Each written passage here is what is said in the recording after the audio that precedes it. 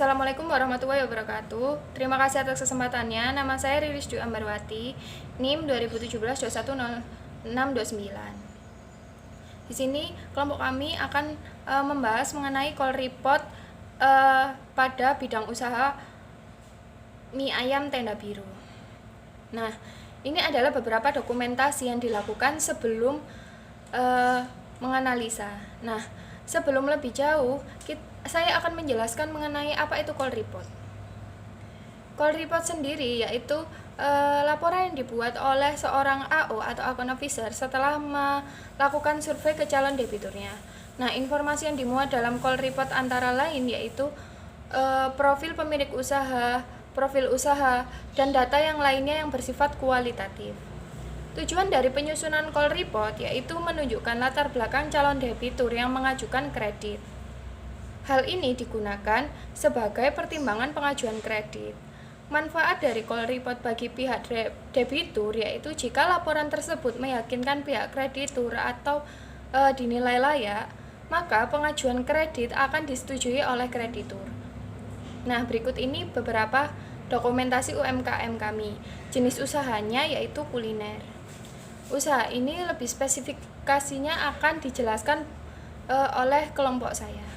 Assalamualaikum warahmatullahi wabarakatuh. Terima kasih atas kesempatannya.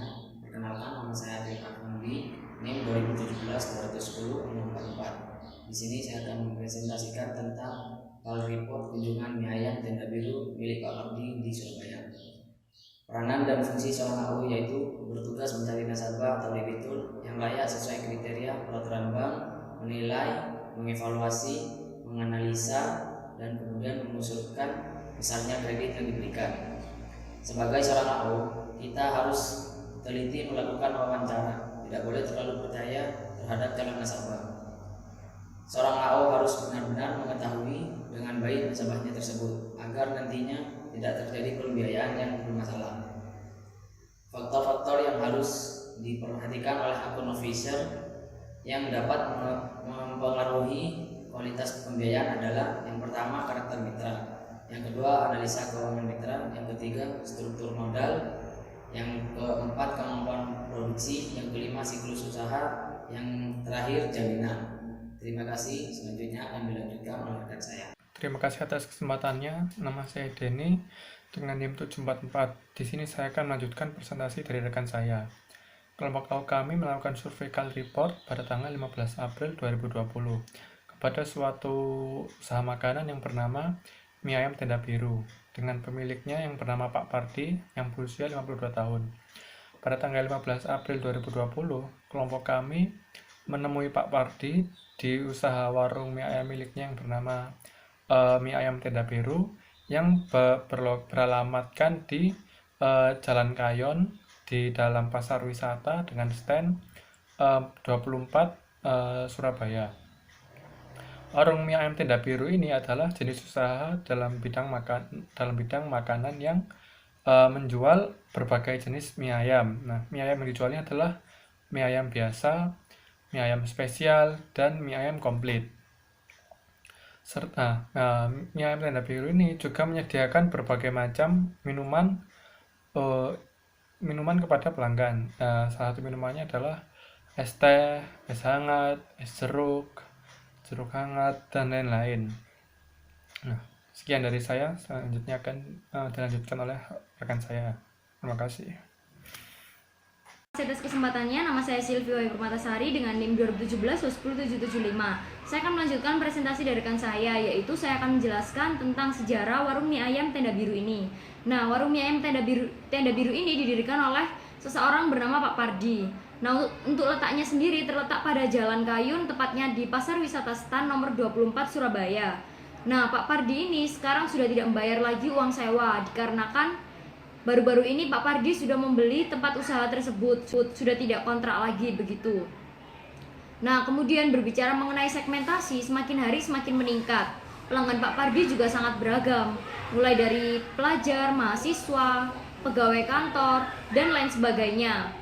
Nah, pelanggan Pak Pardi ini kebanyakan dominasinya laki-laki, karena menurut para lelaki yang menjadi pelanggan Pak Pardi ini, tempat tempat makannya lumayan nyaman, bebas merokok, jadi bisa mendapat daya tarik dari mahasiswa ataupun siswa maupun pegawai kantor.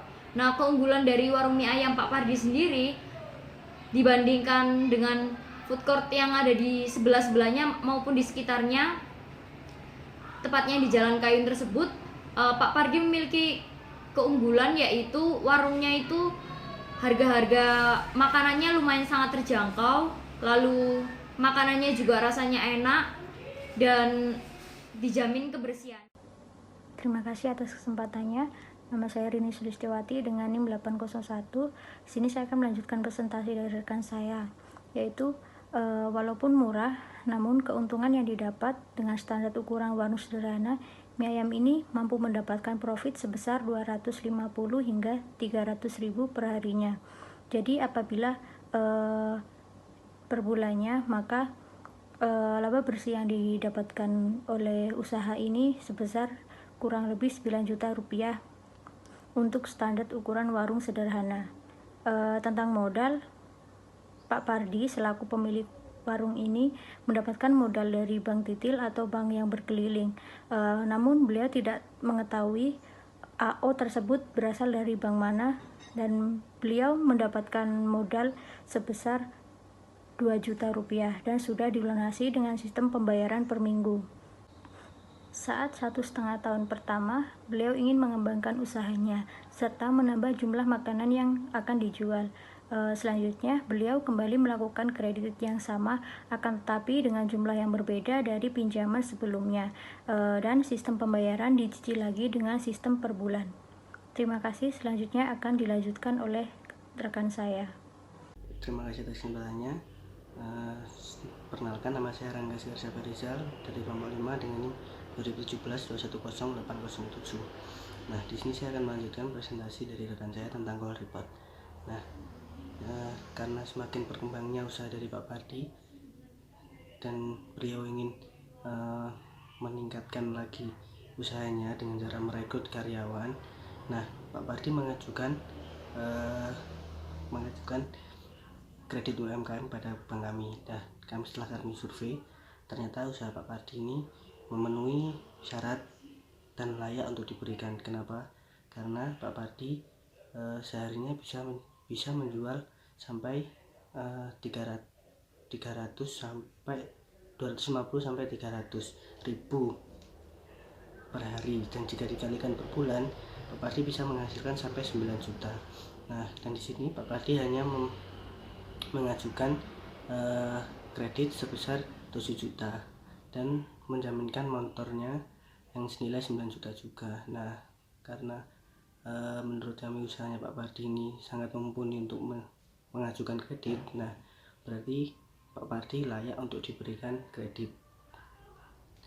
Dan itu saja dari saya, dan demikian presentasi call report dari kelompok 5. Dari kelompok 5 saya ucapkan terima kasih.